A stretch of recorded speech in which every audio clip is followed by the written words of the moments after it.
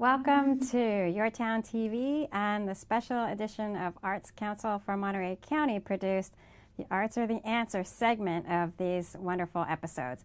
So today we're going to be really featured on jazz, and we're going to talk about the Monterey Jazz Festival, of course, but we're also going to be talking with a number of people who are super active in our area, wonderful musicians and music educators who are also all about jazz and Monterey County. So my first guest is Patrick Tragenza from Along Came Betty. Patrick, thanks for being here. Oh, it's my pleasure. Thanks, Paulette. So can you tell us, you guys have played for so many different events and in different venues over the years. Did you say it's almost 20 years? It's 20 years. I think 20 plus now, yeah. So that is amazing, and all around the area. Mm-hmm. Can you tell me, you've also played at the Monterey Jazz Festival. 5 times, yeah. And how is it to play there? It's funny. It's an honor. It's a thrill. It's a little, for me, nerve-wracking. I get a little anxious about, gosh, this is the, people are going to be really paying attention to this, and it's an important venue. And so I have feelings that come up, my own personal feelings.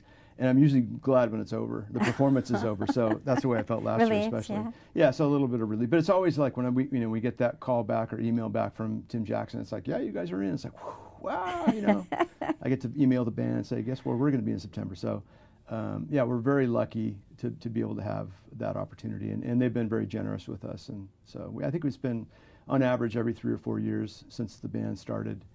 It's almost like in a rotation. Yeah, I mean, they don't, the local bands, they try to, sprinkle different local bands throughout every year, have, for the different venues and stages. Well, I'm a big fan of the Jazz Festival and all the things that they're doing, and especially nowadays, it feels like to me. As a listener, as a person, as a mom, my son has been involved in their summer camps and everything, but I'm also a big fan of yours because I find that there is so much sophistication in what you're doing, but it's also really fun. So it's something that it doesn't feel like a chore in any way to be there, but yet I'm really focused on what you're doing, what you're all doing. Yeah. So can you talk a little bit about the style of music that you're playing and how you came to that, how you chose what you're doing? I can. So it all started in the middle-late 80s. I was on a photo shoot, and this song came on, K-Jazz. I don't know if you remember K-Jazz. It was the Bay Area's jazz station. Yeah. And I heard this tune I'd never heard before, and I was a jazz musician. I was like, wow, this is a really cool tune. I wonder what this is. So I listened, and it was back when you couldn't go online, and I had to really listen to the DJ. Like the fifth song was this, and I wrote it down, and it was a song called Ecaro by Horace Silver. And it turns out Ecaro is Horace spelled backwards. And it was Art Blakey and the Jazz Messengers. Horace Silver was their piano player, and he wrote this tune called Ecaro. Yeah. And it just, like a light bulb went off. I said, nobody's playing this style of music. There's lots of jazz standards, which are usually show tunes that have been redone as jazz standards. Like that. How cool would that be to have a band that just played that style of music that came out of, like, Art Blakey and the Jazz Messengers, Horace Silver, Lee Timmons, Lee Morgan, Bobby Timmons, Benny Golson. Those are the kind of like 4 or 5 big kind of, and this genre, and I didn't even know this, is called hard bop. Okay. It's kind of post bebop, hard bop. So, and the analogy I've heard is that bebop was blues based, hard bop is more gospel based. Oh, that's very cool. Oh, that's a great way to think of it. Yeah. Yeah. So what I liked about hard bop was that it's interesting music in that the chord structure is somewhat complex. There's usually a bridge. There's usually, AABA format. But the melodies are usually a harmonized sax and trumpet, duo, sometimes in unison, sometimes harmonized. And the melodies are just kind of nice melodies that are fun to listen to. And it's not avant-garde. It's not too outside. So it's kind of something that somebody that's not that sophisticated or well-read in jazz could just like, hey, that was a fun tune. I like that. Yeah. And then the musicians that are playing it are like, are just loving these rich chord arrangements and stuff like that. So that was the impetus for the band was basically, and I originally bought a bunch of scores from Art Blakey and the Jazz Messengers. Oh, yeah. And we were trying to come up with names. And one of the tunes that we were playing at the time was called Along Came Betty. And so I just said, that'd be a good name for the band, right? And everybody was like, that's a great name for the band. So that's how we got the name. Yeah. And then fortuitously, we had the original piano player, who was a really great guy, and he's still in town. Got an opportunity to do a sabbatical and move to Italy for like 6 months or a year, and he's like, I can't pass this up. I'd really like to be in the band, but so it turns out that Biff Smith, who was an old friend of mine, and a guy that I played with for years, his name came up, and I said, let me call Biff, and like, what do you think he'd do it? And it's like, yeah, he might do it. So Biff not only shows up for rehearsal, but has like 10 original charts. Oh, wow. That he'd already, and he'd been writing charts for big band and for his own stuff, and he'd already, I think at that point, recorded his own CD of his originals. Yeah. And so he just started, bringing charts in. So we started, every rehearsal he'd have another chart, or sometimes so two exciting. charts. Yeah. It is, and it was like, wow, this is amazing. Like that just like changed the whole theme of the band, and from being like basically a hard bop cover band to like a band that plays hard bop style music, but it's all original. Okay, that's really And so phenomenal. our songbook now it's these, some guys have split it into 2 3-ring binders because there's so many charts, probably over 200 charts, most of them originals. Wow. And still a lot of, of the classics thrown in there by Bobby Timmons and Benny Golson. We still do Along Came Betty. Yeah. We still do Ecaro. Yeah. So. So when you throw your set list together, how much do you plan for every concert or every event that you're playing for, and how much are you guys deciding on the fly?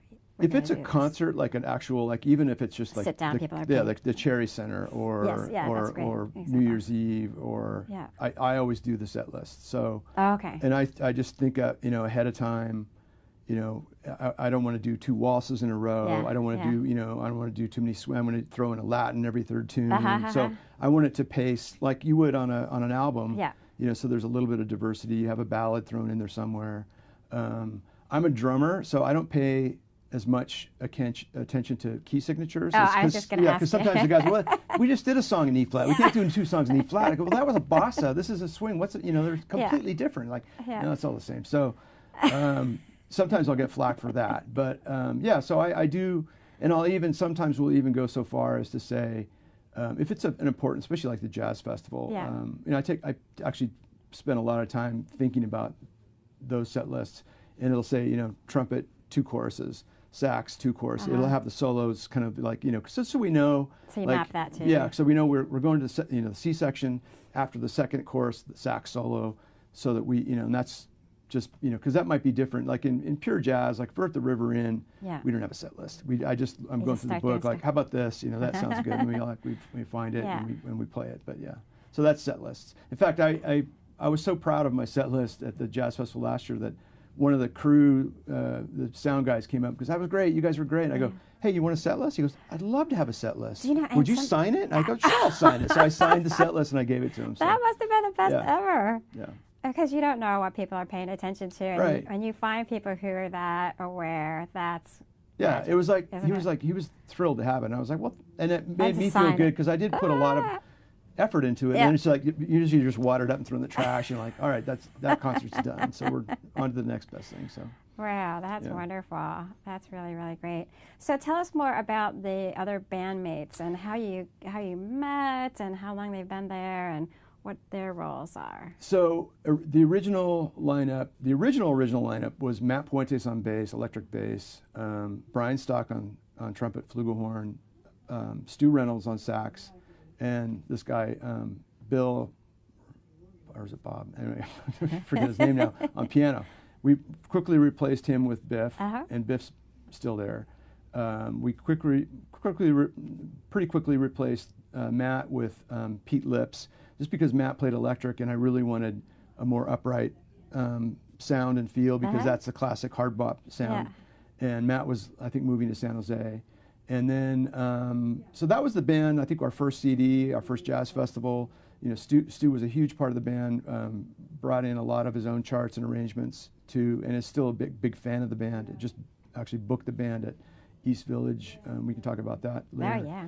So then that was a while, and then we were having some just internal it was kind of a funny, really beautiful story in a way. There was a time when it was like, there was some tension between me and Stu or some people in Stu, and it was like, so we went to a therapist. Oh, you did? The whole really? band went to see Selwa, who was one of our guys, and we all sat down and talked it out and like, had our feelings out, and we kind of all came to a conclusion like, well, maybe it's best, if Stu, is not on the band, and so, and it was all kind of really on the up and up, and he's, he's subbed for us. I mean, he's the first guy I call when our new sax player. So our new sax player, which has been over 10 years, probably 12 years, is Paul Tarantino. Still the new guy, though. Paul Tarantino. And then we kind of had a similar situation with Pete because he was married and had a kid and a baby, and he didn't like to rehearse, past 10 o'clock. And so we switched bass players to a guy named Heath Proskin, which I thought it was funny because Heath is a surfing bass playing math teacher. That's awesome. And Heath is a surfing bass playing math teacher as well at CSUMB. So it was just kind of like weird. And so then Heath was our bass player for years. Heath is on this album and did a couple jazz festival concerts with us, I'm pretty sure. Yeah. And then his wife and him moved to Sacramento recently.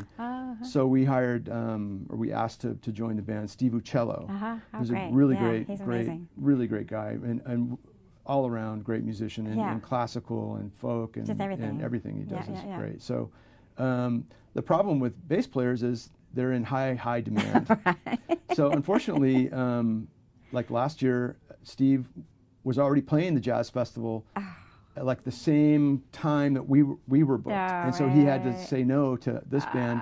So we got Dan Robbins from Santa Cruz, which is another great bass player. So we're blessed with talent, but it's really been hard to find it to hone in on one guy who can make all the gigs as far as bass players go. And how do you manage? You said I think at one point that you have 6 CDs on them, right? How do you manage when you have different players kind of coming and going a little bit? I mean, not that much, but just a little bit. When you're about to do a CD, do you have to play for a long time before you're ready? Not really. I mean, everybody are such good musicians, and there's music, for everything. Yeah, and everybody reads music in the band. I get to a point where I'm comfortable with the song, and then I can put the music away and not have to read it. But I mean, the horn players like to have it there for soloing and seeing the changes go by and stuff like that as a roadmap. Yeah. But so I think we can, like, we brought in Dan Robbins to play the jazz festival one rehearsal. Oh wow! And he's such a great player too. That's amazing. He's like, "Do you mind if I play this one on electric?" It's like, whatever you want, man. So he was great. So That's so exciting. Yeah, I think. But we've been lucky. It hasn't been any weirdness with like well, I was on the CD, so I have to be in the band or anything like that. I mean, we've had a lot of different players. The CDs don't, I mean, they pay for themselves, basically. So there's no royalties or payout from that. And we all kind of do the work for free. In fact, this last CD, the most generous person was Paul, the sax player, because he recorded it in his house in Santa Cruz. I mean, like, I think Brian was in a shower, I was in another room with the bass, so it was like all rooms of his house, because when we record, we like to have isolation between the instruments so that we can go back and fix wrong notes. I'm not supposed to say that on TV, but we actually do go back and do a little bit of editing and massaging of the music, after, because it's never perfect, But isn't part of the joy of it and the whole sound is when you're all together and you are aware of each other? How we hard still is get a that lot of that. Well, you have it in the headphones. So you just have to kind of imagine. It's hard. But Recording is hard. You don't see the evil eye from anyone, and you don't Recording see is very, you don't very see the hard. smiles. You don't see anything. There's no cue. It's really hard to kind of summon up that energy and that feeling, and you just have to kind of concentrate and like try to get through the tune without making a mistake, and still try to feel something, and so I mean, we do play the tune from beginning to end with solos. Okay. Yeah, and so it's all there. But we may go in and say, that first part of that section there was a couple wrong notes. Why don't you go in and just punch in and fix it? And so that's possible to do if we have the isolation of the trumpet isn't bleeding through the drum mics and stuff like that. So, but he did all this in his house, and then did all that editing and the mastering. I mean, I don't know, hundreds of hours of work he did. Well, this is what brings me to my next question. Hundreds of hours of work, the set list, all the arrangements. I know what it's the like writing to have to. that Biff does tune your instrument, schlep it, move it, go get around, paid very little, do it again. Yeah, the whole nine or yards. nothing. And but there's always like something that you get out of it. So for you personally, what drives you to pursue all this, to stick with it, and to do all the, not just the practicing and the playing and the performing, but all that other stuff too?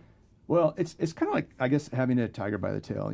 I started this as like this dream of, I want to have a band that records a CD and plays the Monterey Jazz Festival. Yeah. And we did that within, I think, our first year. Wow. And so now 20 years later, it's like, well, we can't just go like, okay, we're done. Yeah. And it just continue. And Biff keeps writing these songs. It's like, oh, no, we have like 10 more CDs of, material to do. So we're all, busy, and we dream about, we should do the Tuscan Jazz Festival, and I'll go to Tuscany, but we don't have time. And we all have lives and jobs and families, and so it's been a little bit frustrating for me, because it is such a great band and such a great project and such a great opportunity that sometimes I feel guilty that I'm not promoting it to the level that I should, and looking for jazz festivals in the Bay Area to play at. Sure. Or I'd love to play, one of our bucket list gigs would be the Bach Dynamite and Dancing Society in Half Moon Bay. We'd be perfect for that. That would be But it's great. like we have to get together and